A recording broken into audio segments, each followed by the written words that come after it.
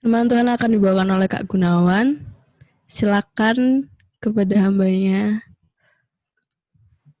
Ya, Shalom, selamat malam semuanya. Terima kasih buat kesempatannya untuk bisa share firman Tuhan pada malam hari ini.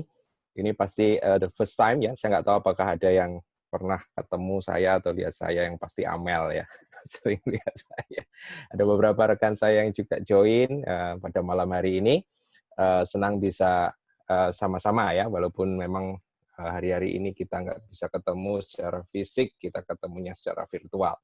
Nah, jadi ceritanya begini, waktu beberapa hari yang lalu, Amel menghubungi saya untuk bisa share sama firman Tuhan. Saya ya menyanggupi karena memang hari-hari ini nggak kemana-mana, di rumah saja gitu ya. Terus waktu saya tanya, kira-kira topiknya apa, temanya apa yang lagi digumulkan, yang lagi dipelajari. Pertamanya Amelnya bilangnya terserah gitu ya, terserah saya. Saya itu paling bingung kalau dikasih tema terserah itu. Saya mau bikin judul terserah. Terus kemudian Amel bilang, ya gini kok, kalau secara tema sih katanya hari-hari ini belajar tentang hal-hal semacam suffering, semacam kegagalan, pokoknya ngeri-ngeri begitu ya. Nah, waktu saya dengerin Amel, saya baca ya, saya baca nggak telepon, saya baca chatnya. Terus saya tergerak ya.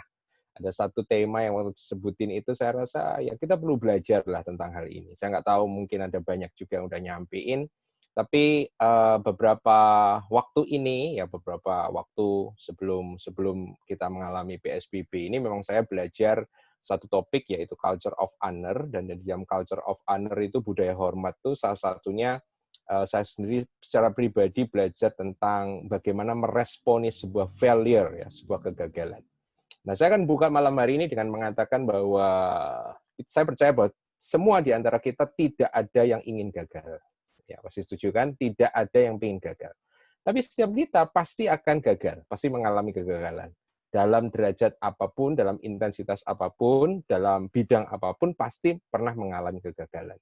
Jadi buat saya, kalau kita pasti gagal, bukan berarti kita harus mempersiapkan diri kita gagal, enggak. Tapi menurut saya penting buat kita itu untuk memiliki sebuah perspektif atau cara pandang yang benar tentang kegagalan, sehingga kita itu bisa meresponi kegagalan itu dengan tepat. Kenapa kegagalan ini perlu perspektif yang benar dan perlu respon hati yang benar? Sebab saya melihat dari refleksi dari kehidupan saya secara pribadi, tadi kan sama Amel disuruh refleksi ya, jadi saya refleksi, lihat dari pengalaman saya pribadi, atau lihat di dalam kehidupan teman-teman atau juga jemaat yang saya layani, kegagalan ini seringkali menjadi satu barrier atau penghalang yang membuat orang itu bisa bertumbuh, bisa berkembang di dalam Tuhan, bahkan justru juga menghalangi orang tersebut bisa menggenapi satu visi Tuhan. Kenapa? Sebab saya melihat bahwa kegagalan itu yang pertama bisa bikin orang itu kapok gitu. Bahasa Perancisnya kapok gitu. Jadi dia stuck di satu tempat itu. Biasanya yang mewarnai ini adalah guilty feeling, satu perasaan bersalah ya, bahwa saya sudah melakukan kesalahan dan saya tidak mau mengulangi kesalahan itu lagi, tapi dengan cara nggak berbuat apa-apa. Yang kedua yang lebih parah, bahwa kegagalan itu bukan hanya menciptakan satu guilty feeling, tapi memberikan kepada kita satu perasaan malu atau shame.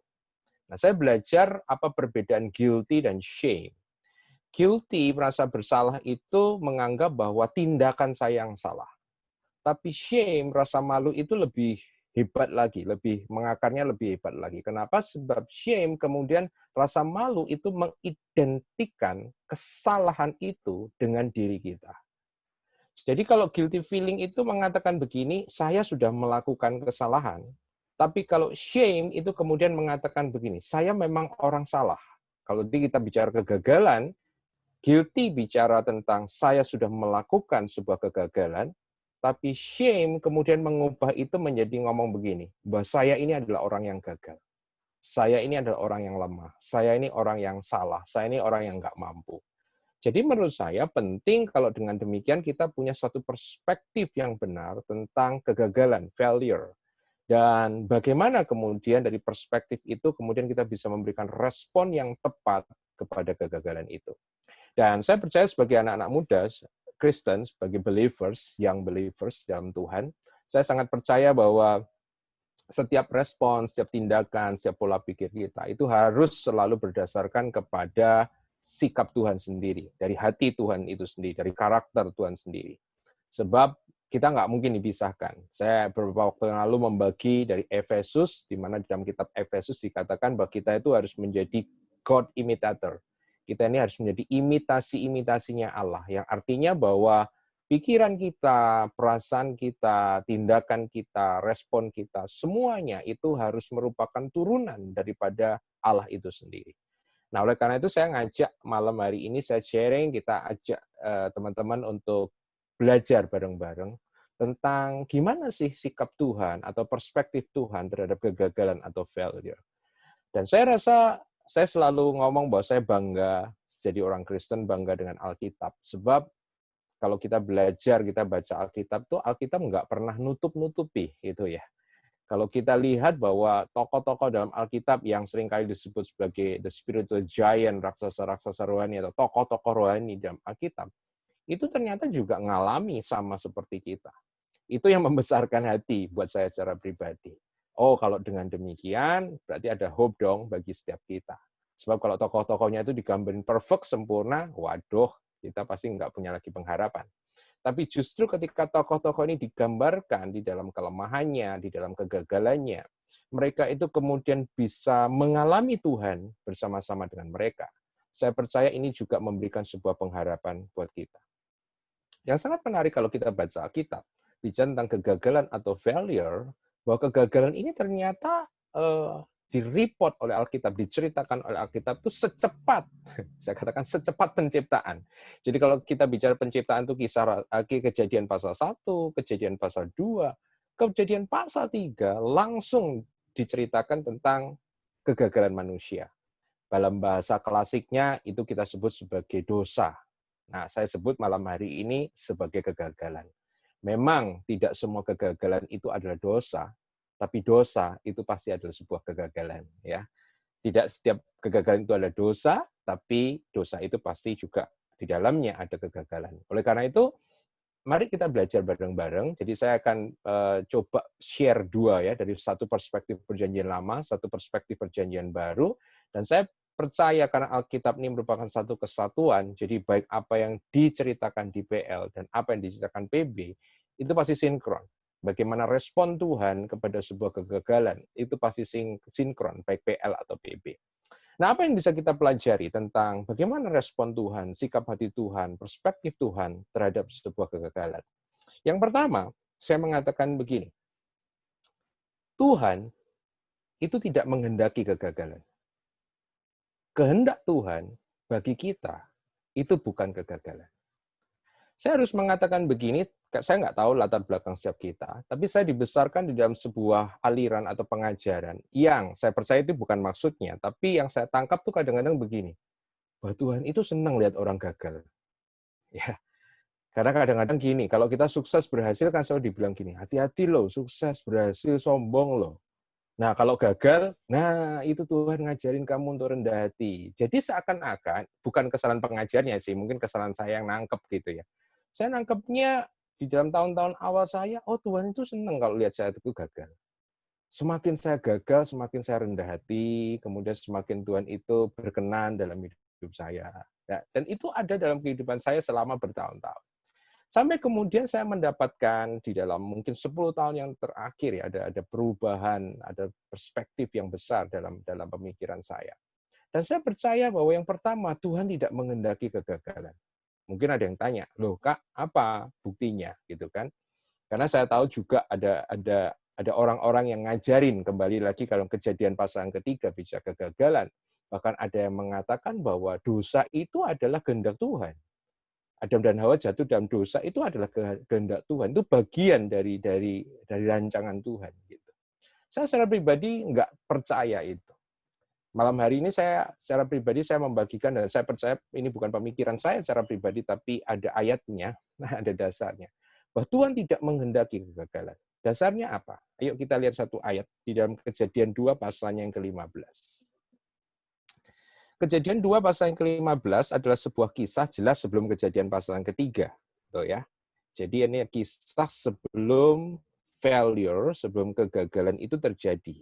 Nah, dalam Kejadian 2 ayat 15, mungkin ada banyak orang melewatkan ayat ini, karena ayat ini seakan-akan tidak terlalu important gitu ya.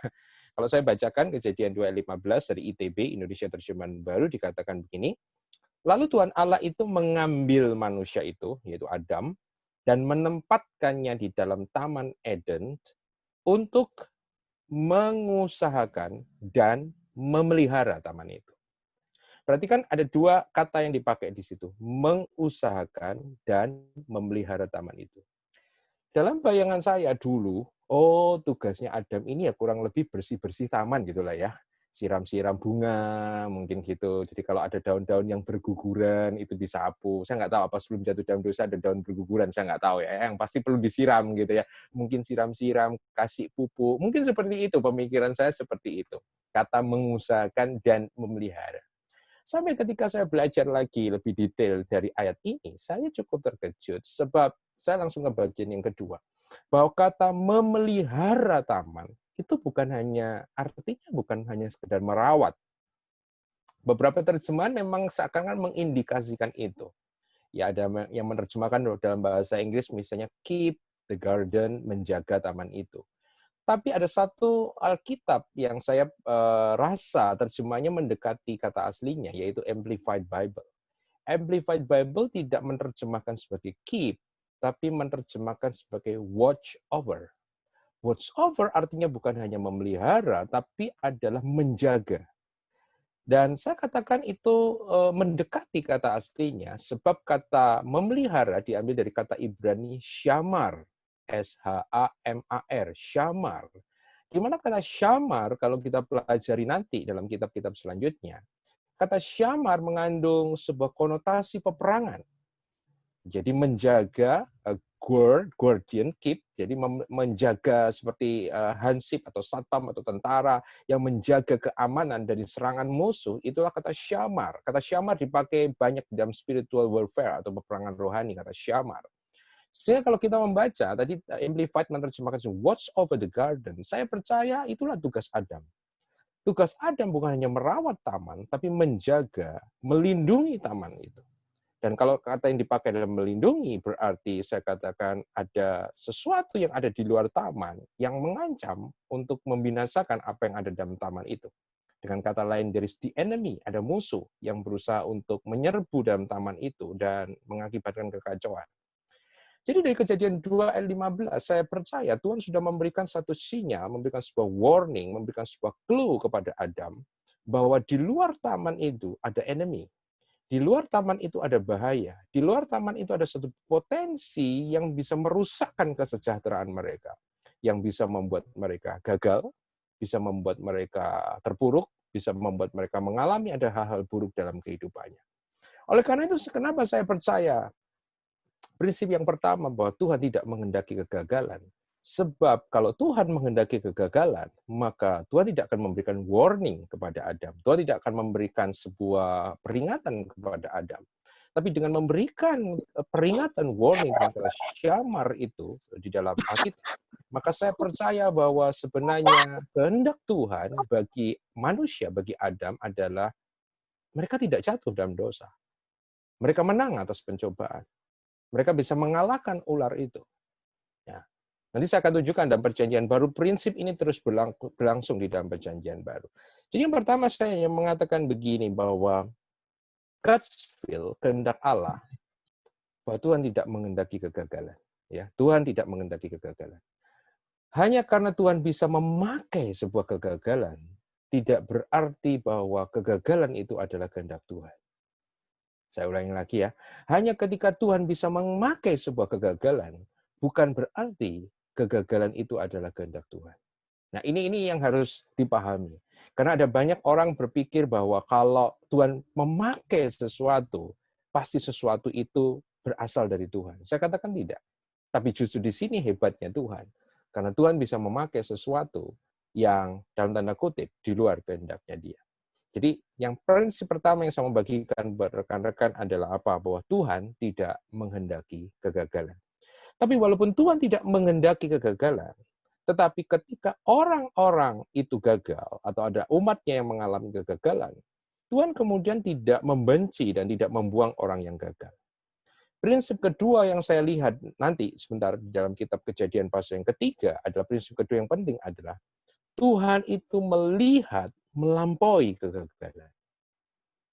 Tuhan itu melihat melampaui kegagalan. Fokus Tuhan bukan kepada kegagalan. Tuhan melihat beyond, melampaui sebuah kegagalan, sebuah failure itu sendiri. Dari mana? Mari kita lanjut, Kejadian pasal yang ketiga.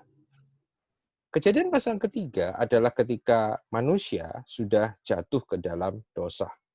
Nah, kita lihat, saya pernah khotbahkan ini dengan satu topik, satu judul, The Question the God has asked, gitu ya. Pertanyaan-pertanyaan yang Allah pertanyakan di dalam Alkitab. Dan the first question, pertanyaan pertama, kita dapatkan dalam kitab Kejadian pasal yang ketiga. Dan biasanya saya akan nanya begini buat rekan-rekan, kalau enggak virtual seperti ini bisa jawab ya. Saya seringkali nanya gini. Kalau kita misalnya sebagai kakak atau atasan atau ketua ataupun apa yang punya otoritas begitu. Terus ada orang-orang yang di bawah kita melakukan sebuah pelanggaran, kesalahan, dosa, whatever itu. Dan ketika kita tahu bahwa mereka itu berbuat dosa, berbuat salah, gagal gitu ya. Dan kita ingin cek gitu ya. Saya selalu tanya begini, pertanyaan pertama yang kita ajukan apa sih? Secara natural, kita semua itu pasti akan menyorot kepada kesalahan, kegagalan.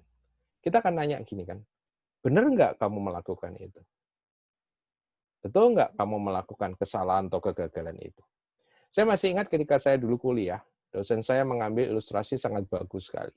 Dia ambil sebuah kertas HVS putih, dan dia kemudian angkat HVS itu. Tapi sebelumnya, ya ini saya kasih bocorannya, dia sebenarnya memberikan satu noktah hitam dengan spidol di HVS itu. Tapi dia angkat HVS putih itu. Terus dia nanya sama kita semua, anak-anak, apa yang kalian lihat di tangan Bapak? Dan kita semua ngomong, ketika lihat kertas yang diangkat itu dengan ada bendolan hitam itu, kita semua ngomong, apa yang kalian lihat? Bendolan hitam, Pak, gitu ya. Noktah hitam, Pak, gitu ya. Semua ngomongnya gitu. Nah, terus kemudian dosen itu mengatakan begini, ya itulah kita manusia. Padahal kertas putihnya itu lebih gede, ya. Bendolan hitamnya itu kecil banget. Tapi kita tuh lebih fokus kepada yang bendolan hitam itu daripada kertasnya yang putih yang lebih banyak. Mengajarkan kurang lebih begini, bahwa kita ini seringkali berfokus kepada kegagalan kita, atau kegagalan orang, tapi bukan melihat sisi-sisi positifnya, sisi yang lain. Yang menarik ketika Tuhan mendapati, dan saya percaya bahwa Allah kita adalah Allah yang Maha Tahu, jadi kalau Allah bertanya itu bukan dia cari informasi. Kalau Allah yang Maha Tahu bertanya, berarti pertanyaan yang diajukan Tuhan itu bukan untuk Tuhan, tapi pertanyaan yang diajukan Tuhan itu kepentingannya untuk orang yang ditanyai. Itu beda sama kita. Dan pertanyaan pertama yang diajukan Tuhan ada ayat ke-9 dikatakan. Saya akan mulai ayat 8 dulu, Kejadian 3 ayat 8 dikatakan, ketika mereka Adan dan Hawa mendengar bunyi langkah Tuhan Allah yang berjalan-jalan dalam taman itu pada waktu hari sejuk, maka bersembunyilah manusia dan istrinya itu terhadap Tuhan Allah di antara pohon-pohonan dalam taman. Ayat 9, tapi Tuhan Allah memanggil manusia itu dan berfirman kepadanya, di manakah engkau? Menarik buat saya. Karena Tuhan tidak menanyakan, apakah betul kamu makan buah itu? That's not the first question. Walaupun pertanyaan itu diajukan Tuhan, but not the first question. Itu bukan pertanyaan pertama. Nanti kita akan lihat di ayat selanjutnya bahwa Tuhan mengajukan pertanyaan itu. Tapi pertanyaan pertama bukan, apakah betul kamu memakan? Apakah betul engkau melanggar? Apakah betul engkau mengalami kegagalan? Apakah betul engkau mengalami kesalahan? Enggak. Tuhan bertanya, where are you? Menurut saya pertanyaan ini mengungkapkan sebenarnya isi hati Tuhan buat kita. Isi hati Tuhan buat kita bukan berfokus kepada kesalahan kita, bukan berfokus pada kegagalan kita, tapi pertanyaan where are you buat saya adalah berarti hati Tuhan mencari tentang satu posisi kita. Dan posisi itu buat saya bicara tentang, nantinya bicara tentang identitas. Kemudian yang kedua, pertanyaan ini mencari sebuah relasi dengan kita. Jadi posisi, identitas, relasi. Yang kedua. Dan yang ketiga adalah hati kita. Saya harus mengatakan begini, karena kenapa? Karena cara pandang kita tentang Allah seringkali mempengaruhi cara pandang kita kepada diri kita dan orang lain. Ada banyak teolog yang mengatakan bahwa perspektif kita tentang Tuhan itu akan mempengaruhi perspektif kita terhadap diri kita sendiri dan kepada orang lain.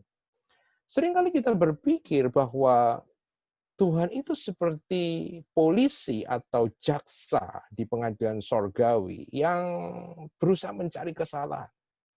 Bahkan mungkin ada banyak orang yang tanpa sadar punya sebuah anggapan bahwa pekerjaan Tuhan adalah mencari kesalahan kita, gitu ya, mencari-cari kesalahan kita. Tapi saya percaya itu bukan image Tuhan. Image Tuhan dalam Kejadian pasal 3 yang diungkapkan dan pertanyaan where are you? Berarti Tuhan tidak berfokus kepada kegagalan, tapi Tuhan melampaui dari kegagalan itu. Dia mencari sesuatu yang lain. Yang pertama, tadi saya katakan, where are you? Bicara tentang identitas, relasi, dan hati. Kenapa? Sebab yang pertama, ketika seseorang gagal, maka kecenderungan orang tersebut akan lari dari kegagalan itu. Dia akan bersembunyi dari kegagalan itu. Betul ya, tadi dikatakan dalam Kejadian 3 ayat 8 dikatakan Adam dan Hawa bersembunyi. Hid themselves. Seringkali saya melihat baik dalam diri saya ketika saya gagal, atau ketika orang-orang lain juga gagal. Yang pertama, kita seringkali bersembunyi dari kegagalan itu. Bersembunyi itu dengan cara macam-macam. Ya. Yang pertama, jelas seperti Adam juga tidak mengakui itu sebagai kegagalannya dia misalnya. Betul ya, saudara? Ketika kita familiar dengan ayat ini, ketika Tuhan nanya pertanyaan berikutnya, apakah betul kau makan buah pohon yang aku larang? Adam kemudian mengatakan, ya, tapi bukan saya, Tuhan. Saya melakukan ini karena wanita yang engkau tempatkan di sampingku. Ketika Adam dengan mengatakan, wanita yang kau tempatkan di sampingku yang membuat aku mengalami kegagalan. Berarti dia bersembunyi, dia tidak mengambil responsibility, tanggung jawab terhadap kegagalan itu, tapi dia mengatakan, ya saya gagal, tapi itu bukan tanggung jawab saya. Mencari kambing hitam. Walaupun kambing aja nggak semuanya hitam, tapi dicari kambing hitam, gitu kan ya. Orang lain, betul ya? Orang yang di samping kita, orang terdekat kita. Betul? Seringkali kita gagal, kita menyembunyikan diri kita dari kegagalan itu, kita tidak gentle, kita tidak berani mengakui kegagalan itu, mengambil tanggung jawab pada kegagalan itu, tapi kita bersembunyi. Kita menyalahkan orang tua kita menyalahkan teman kita menyalahkan guru kita menyalahkan pemerintah, kita menyalahkan siapa saja yang bisa disalahkan. Bahkan dengan Adam ketika mengatakan, wanita yang engkau tempatkan. Berarti di dalamnya ada satu hal yang implisit. Adam seakan-akan mengatakan, kalau engkau tidak menempatkan wanita itu di sisiku, maka aku tidak akan mengalami kegagalan itu. Berapa banyak kemudian kita melemparkan tanggung jawab pada kegagalan itu kepada orang-orang di sekitar kita, kepada Tuhan. Tuhan, kenapa engkau enggak membela saya? Kalau engkau bela saya, kalau engkau ulurkan tangan, engkau bisa lakukan ini, saya kan enggak gagal, Tuhan. Ada ya, saudara? Yang kedua, bukan hanya kita bersembunyi dari kegagalan itu dengan menyalahkan orang lain. Tapi kemudian apa? Di dalam kegagalan itu kemudian kita juga menjadi sangat aware, sadar tentang diri kita, tentang keberadaan kita. Dari mana saya dapatkan itu? Perhatikan di dalam ayat yang ke-10. Ketika aku mendengar bahwa engkau ada dalam taman ini, aku menjadi takut. Karena aku telanjang. Sebab itu aku bersembunyi. Perhatikan kalimat yang Adam katakan, aku menjadi takut karena aku telanjang. Pertanyaannya, apakah sebelum Adam dan Hawa melakukan kegagalan atau dosa ini dia nggak telanjang? Saya percaya udah telanjang dong. Tapi kenapa setelah dia mengalami kegagalan dan dosa, baru dia tahu, sadar bahwa aku telanjang? Sebab dosa atau kegagalan itu seringkali membuat kita kemudian berfokus kepada diri kita sendiri. Ya, berfokus kepada diri kita sendiri. Itu yang saya katakan tadi di awal, bahwa kegagalan bukan hanya menciptakan rasa guilty atau bersalah, tapi kegagalan kemudian bisa menciptakan shame, rasa malu. Kenapa? Karena kemudian kita mengembrace, memeluk kegagalan itu bukan hanya sebuah tindakan, tapi mengambil tindakan itu, kegagalan itu menjadi identitas saya. Jadi bukan saya melakukan kegagalan, tapi secara pelan-pelan kemudian kita kalau enggak disadarkan, kita kemudian meyakini bahwa saya orang yang gagal. Bukan lagi orang yang melakukan kegagalan, tapi saya adalah orang yang gagal. Oleh karena itu Tuhan kemudian menjangkau kita dengan pertanyaan, where are you?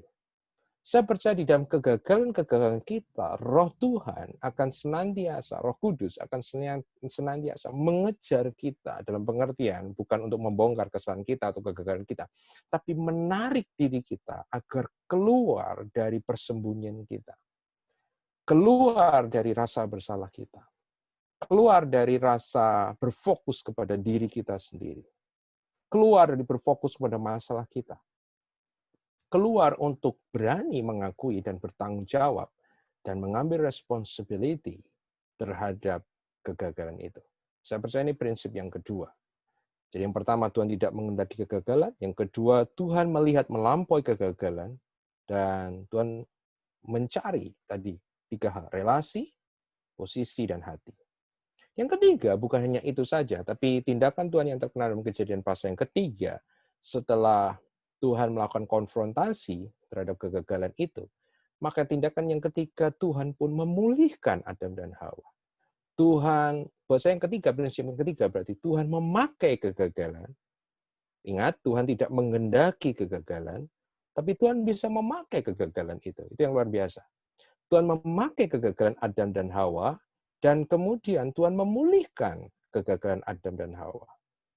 Kenapa saya mengatakan bahwa Tuhan memakai kegagalan? Sebab dari kegagalan Adam dan Hawa dengan berbuat dosa itulah kemudian Tuhan kemudian menyembelih, ada seekor binatang di dalam Taman Eden yang dipercaya banyak orang itu adalah anak domba. Dan dari situlah kemudian kita bisa mengenal tentang pengorbanan Kristus, karena itu simbol daripada pengorbanan Kristus. Kita bisa kemudian mengetahui betapa besarnya kasih Allah dengan kematian Kristus di atas kayu salib, yang saya percaya itu nggak perlu kalau Adam dan Hawa nggak jatuh dalam dosa. Tapi lewat jatuhnya Adam dan Hawa dalam dosa, kegagalan Adam dan Hawa, kemudian Kristus harus mati di atas kayu salib, maka sekaligus itu juga memberikan sebuah demonstrasi yang besar, menunjukkan kepada kita betapa besarnya kasih Allah kepada kita. Itu yang saya katakan bahwa Tuhan memakai kegagalan. Saking hebatnya Tuhan bisa memakai kegagalan, kemudian ada banyak orang kemudian akhirnya mengambil kesimpulan bahwa kegagalan pasti rencana Tuhan. Karena apa? Karena begitu hebatnya. Saya percaya, bukan itu. Oleh karena itu saya mengatakan bahwa Tuhan tidak mengendaki kegagalan. Tapi yang ketiga, saya katakan, Tuhan memakai kegagalan itu. Tuhan memulihkan Adam dan Hawa dari posisi kegagalan itu. Dengan cara apa? Dalam Kejadian pasal yang ketiga, dengan jelas sekali Tuhan kemudian memberikan pakaian. Saya kemarin di Reading Bible as Story, ya di arena yang lain, saya menjelaskan bahwa saya nggak tahu dengan rekan-rekan semua, tapi kalau dulu saya baca Kejadian pasal ketiga, Tuhan pakaikan pakaian pada Adam dan Hawa, itu dalam pikiran saya nggak tahu kenapa ya, tapi dalam pikiran saya bahwa pakaian yang dibuat oleh Tuhan itu yang dikenakan buat Adam dan Hawa itu seperti pakaiannya Flintstone itu loh. Jadi bulu-bulu begitu. Saya pikir seperti itu. Sampai kemudian saya belajar bahwa kata pakaian dalam Kejadian pasal ketiga itu artinya bisa berarti adalah jubah. Dan jubah itu selalu identik dengan raja. Jadi buat saya yang dikenakan Tuhan kepada Adam dan Hawa bukan pakaian Flintstone, tapi adalah jubah kerajaan. Itu baju kerajaan yang saya pribadi percaya bahwa jubah dalam Alkitab bicara tentang identitas seseorang sebagai raja. Oleh karena itu saya percaya di dalam kegagalan seseorang, Tuhan selalu ingin merestorasi orang tersebut, memulihkan orang tersebut. Itu prinsipnya. Jadi ada 3 yang kita bisa lihat. Tuhan tidak mengendaki kegagalan, Tuhan melihat melampaui kegagalan, dan Tuhan bisa memakai kegagalan dan kemudian memulihkan seseorang dari kegagalan. Dan tadi saya mengatakan itu PL, bagaimana dengan PB? Saya percaya bahwa PL dan PB itu merupakan satu kisah yang linear, satu kisah yang bersambung, yang kontinu. Oleh karena itu prinsip ini pasti sama. Ketika saya merenungkan tentang kegagalan ini, saya ingat kisah yang sangat terkenal, yaitu bagaimana salah satu murid Tuhan yang kemudian yang seringkali digenapi sebagai rasul, kepala rasul pada waktu itu juga orang yang mengalami kegagalan. Sehebat prestasinya, sehebat itu juga kegagalannya seringkali. Yang saya maksud bukan Paulus, tapi ada seorang yang bernama Simon Petrus. Nah, lihat prinsip yang pertama, apa tadi saya katakan? Bahwa Tuhan tidak mengendaki seseorang gagal. Dan cara Tuhan seringkali adalah bagaimana membuat orang tersebut tidak gagal. Adalah dia memberikan warning, dia memberikan peringatan kepada kita.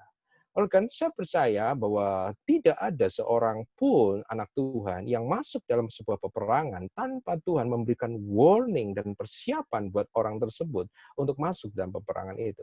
Tuhan senantiasa akan mengequip, memperlengkapi setiap anak-anaknya sebelum masuk ke dalam peperangan. Kegagalan terjadi bukan karena Tuhan mengendaki kegagalan.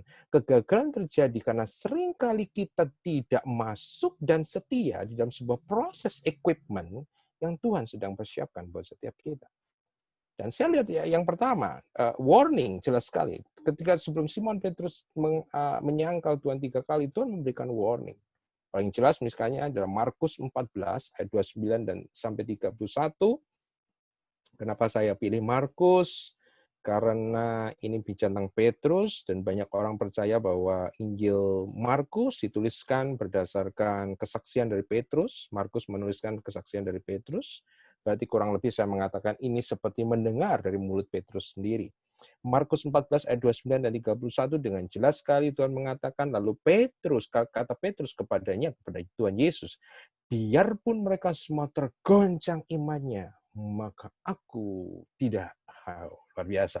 Lalu kata Yesus kepadanya, aku berkata kepadamu, sesungguhnya pada hari ini, malam ini juga, sebelum ayam berkokok 2 kali, engkau telah menyangkal aku 3 kali.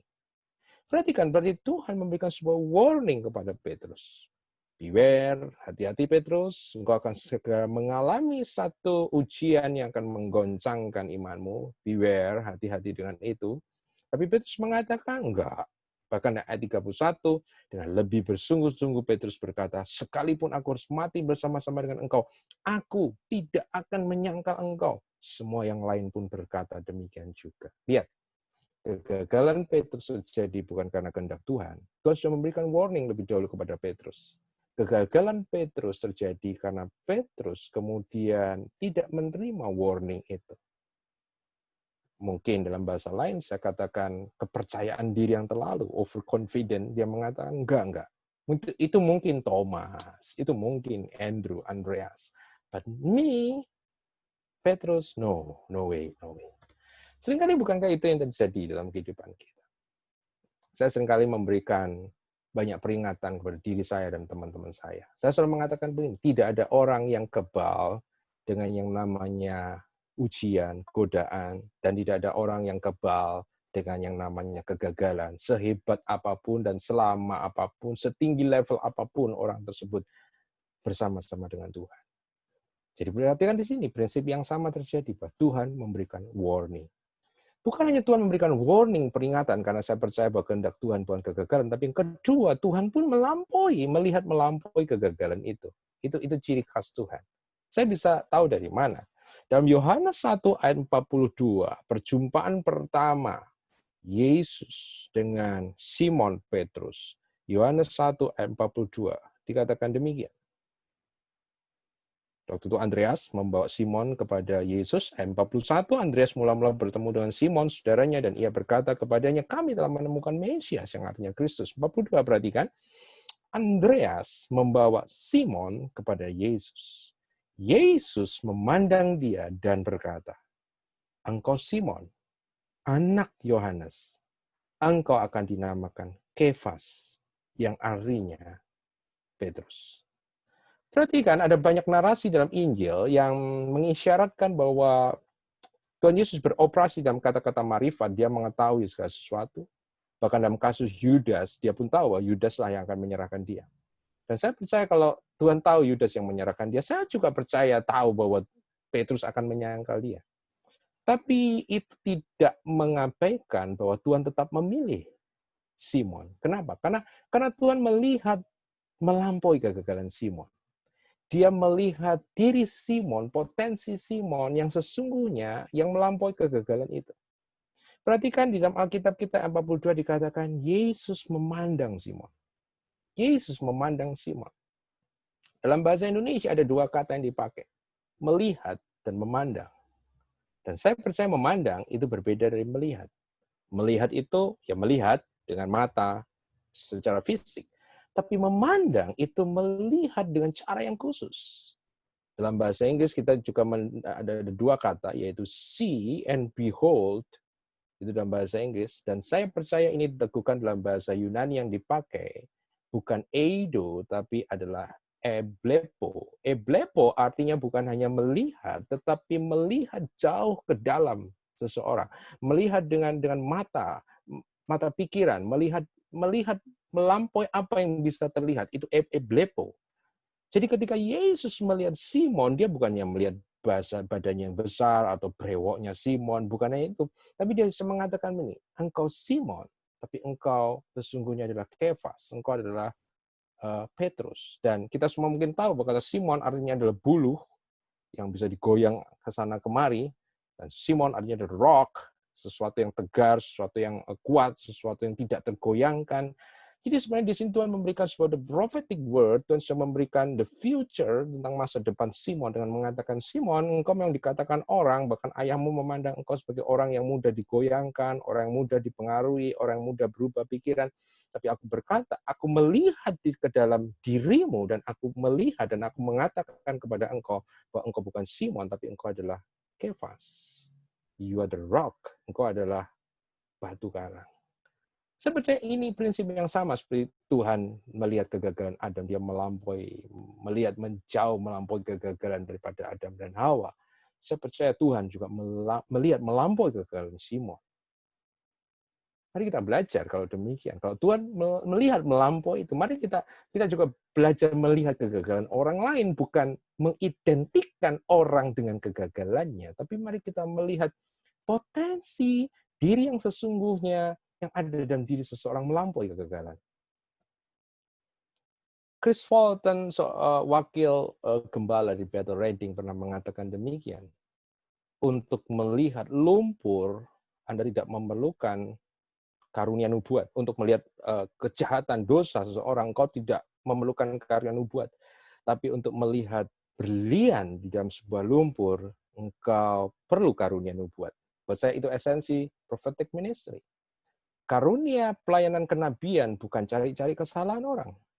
Tapi esensi dari karunia kenabian justru ada bisa melihat the goodness of God, kebaikan Allah, di balik mezi, carut-marut, kacau barunya, kehidupan seseorang. Tuhan melihat melampaui kegagalan. Dan yang ketiga, prinsip yang sama, yaitu Tuhan memakai kegagalan dan Tuhan merestorasi orang yang gagal. Dengan indah digambarkan dengan cara apa? Kita lihat dalam Yohanes 21 ayat 15 sampai dengan 17 juga satu kisah yang sangat terkenal. Yohanes 21 ketika Tuhan dalam kebangkitannya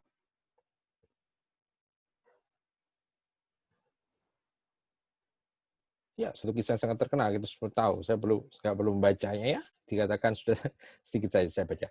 Sudah sarapan Yesus berkata pada Simon Petrus, Simon anak Yohanes, apakah engkau mengasihi aku lebih daripada mereka ini? Jawab Petrus kepadanya, benar Tuhan, engkau tahu bahwa aku mengasihi engkau. Kata Yesus kepadanya, gembalakanlah domba-dombaku. Masa ini sesuatu yang menarik. Tuhan memberikan satu fokus, atensi khusus kepada Simon. Banyak orang merasa ketika dia gagal, it's the end. Saya juga melihat ada banyak orang yang gagal dalam sebuah pelayanan, kemudian merasa the end. Orang yang gagal di dalam rumah tangganya, it's the end. Saya katakan, it's not the end. Because the end, akhir kisahnya bukan di tangan seseorang, tapi dalam tangan Tuhan. Mari kita melihat sebelum mendalami Yohanes 21, saya teringat Markus 16 ayat 7. Ingat, Injil Markus diceritakan oleh Petrus kepada Markus. Jadi buat saya menarik. Ini nggak ada di Injil-Injil yang lain, hanya terdapat dalam Injil Markus 16 ayat 7. Apa itu Markus 16 ayat 7? Markus 16 ayat 7. Perhatikan. That's wonderful. That's wonderful. Setelah kebangkitan, sebelum Tuhan menampakkan diri secara pribadi, 16 ayat 7 dikatakan begini. Malaikat waktu itu berkata kepada ada murid-murid, Tapi sekarang, pergilah. Katakanlah kepada siapa? Murid-muridnya dan kepada Petrus. Wow. Apakah nggak cukup hanya di malaikat mengatakan, sampaikan kepada murid-muridnya? Bukankah Petrus juga adalah murid-muridnya?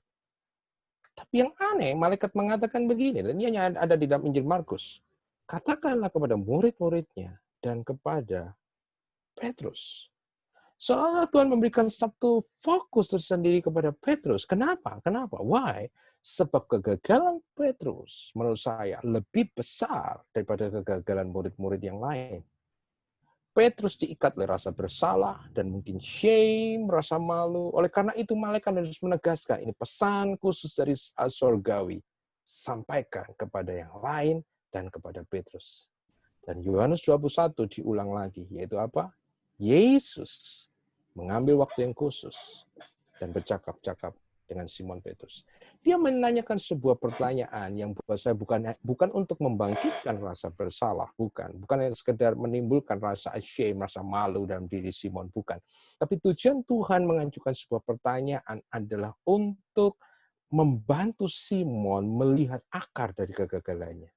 Apa akar kegagalan Simon? Kita sudah baca bahwa Simon sangat overconfident, dia sangat percaya diri.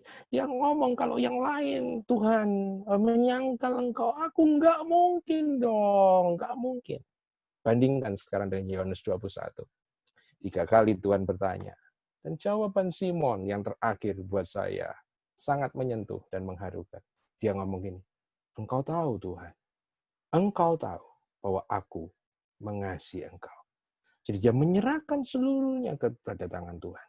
Seakan-akan Simon mengatakan, aku sungguh mengasihi engkau. Tapi aku sekarang sadar bahwa aku lemah, aku mengalami kegagalan. Dan yang hebat adalah Tuhan tidak pernah membuang orang yang gagal. Dia nggak ngomong begini, mari kita adakan rapat mendadak, karena Simon sudah gagal, maka kepala rasul-rasul saya berikan kepada Yohanes. Dan Simon saya akan turunkan jabatannya menjadi sekretaris. Enggak seperti itu, sudah enggak seperti itu.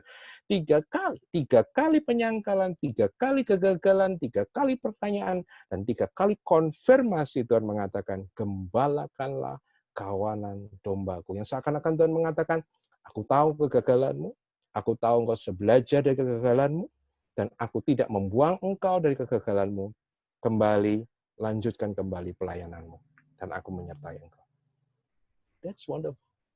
Dan kalau sudah membaca surat-surat Petrus, 1 Petrus, 2 Petrus, kita akan bisa melihat seorang gembala, seorang rasul yang memiliki sebuah hati yang luar biasa. Saya seringkali menggelari Petrus sebagai the apostle of hope.